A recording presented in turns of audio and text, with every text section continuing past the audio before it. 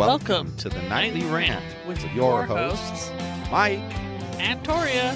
This is the show where we examine society from a sarcastic point of view. If you like insane conversations, this is definitely the show for you. Let's get into today's topic. I'm sorry to start off the show this way, but I'm pissed off. Oh, here we go again. Now he's salty. You know, we live in this really nice gated community, and we love it here. And we have an HOA that I don't understand. I understand, from what I know, there's only 3 HOA members total. We've met 2 of them. Okay. Neither one of them is an idiot. At all. And neither one of them is unreasonable. Neither one of them is psycho. So then why do we continually have idiotic, unreasonable psycho rules being made around this place? They must just be real passive, those 2.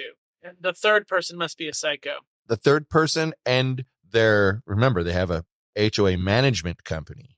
Yes. The horse place, whatever they're called. Thoroughbred. Yeah. They make fun of kick small animals. They have a big influence because they attend all of the HOA meetings. They run the HOA meetings. They're the record keeper for the HOA.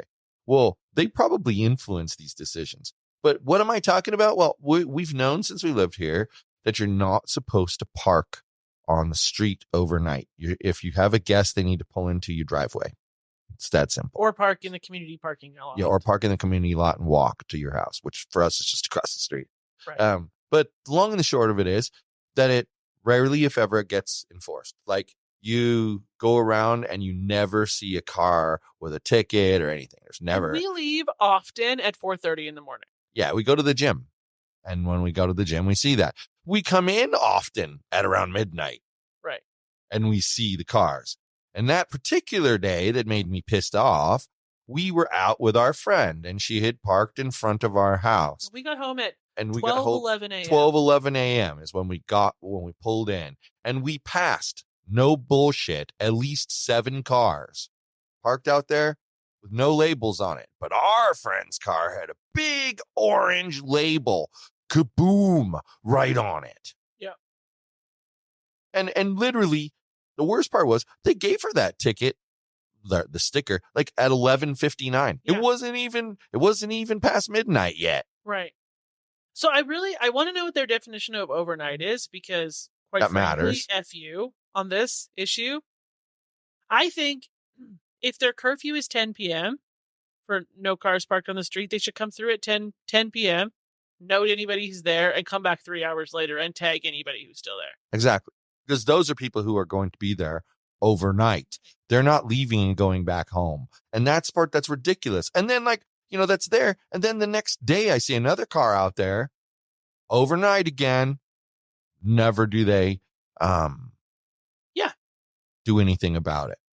Exactly. It's irritating.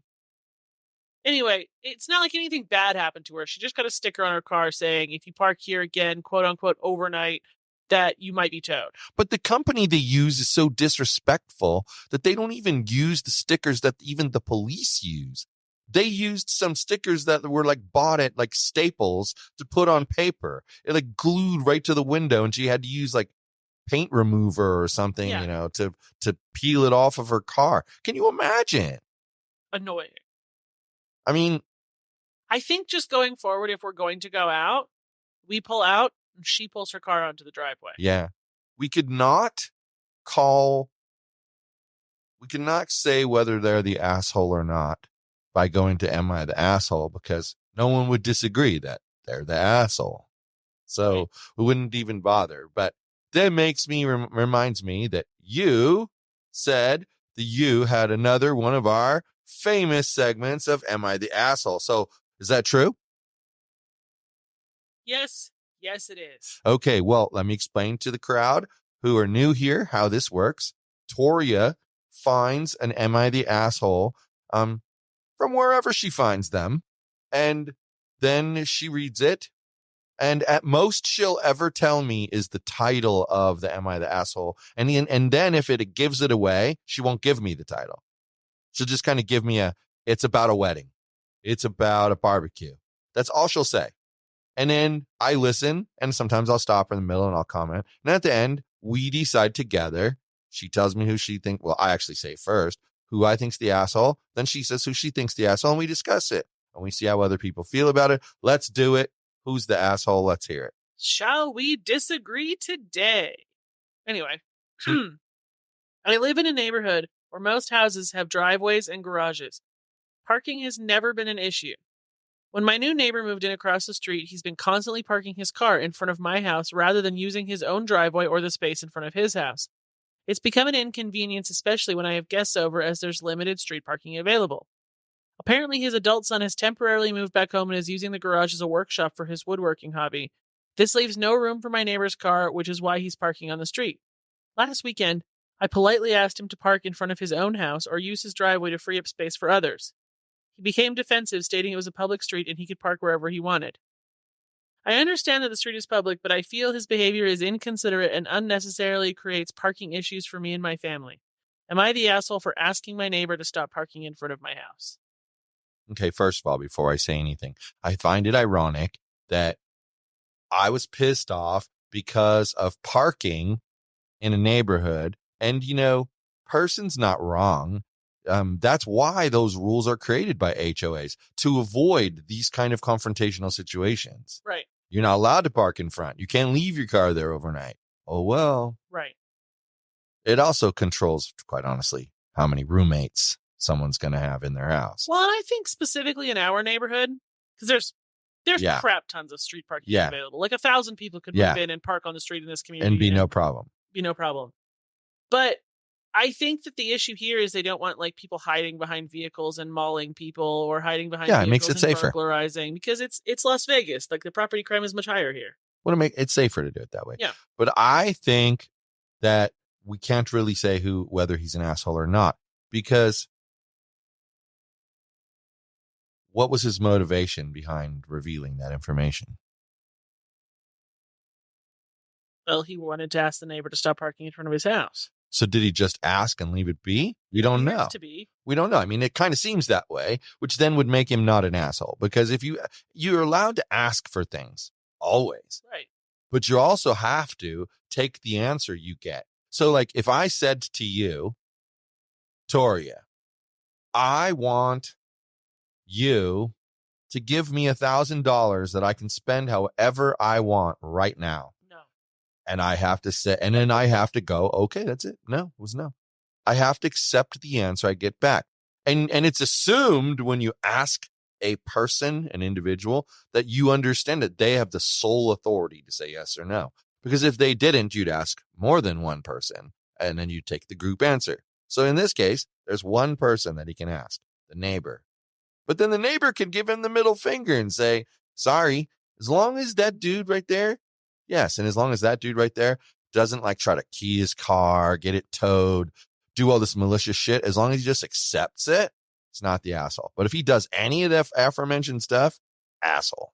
I feel as though if you have a driveway and there is not somebody else parking inside of your garage, which he clearly stated there isn't, and you park on a very over-parked public street, you're kind of a dick. It's a dick move. It's inconsiderate. It's kind of rude. But do we know if they live in a neighborhood like this where there's tons of street parking available? He said, hold on. Maybe I missed that. Especially when I have guests over, as there's limited street parking available. So it sounds like the streets are relatively crowded. Well, I don't know. I can see your point of view, and I can still see my original point of view. No, I mean, of course, it is a public street, and he has every right to park there, just like the poster had every reason to ask. But I think the other dude's a dick. But here's why I don't think he's a dick. He has every right, and I covered it in my answer. He has every right to say, hey, do you mind not parking there? I never can have guests park there. So, if you don't mind, could you not park there? Well, if the guy continues to park there and the first guy just goes, oh, well, I guess we're just dealing with it because he's going to continue to park there. Oh, well, that guy's not an asshole. He's not a dick. He's not anything. He merely asked for something And the person said no, and he got what he took what he got. I'm not saying the dude who posted this is a dick. I'm saying the dude who's not using his driveway for what it's meant to be used for on a very busily parked street is a dick. Like, if there was almost no street parking available in our little cul-de-sac here, and we had a perfectly open driveway and always insisted on parking on the street, I would think that we're a dick.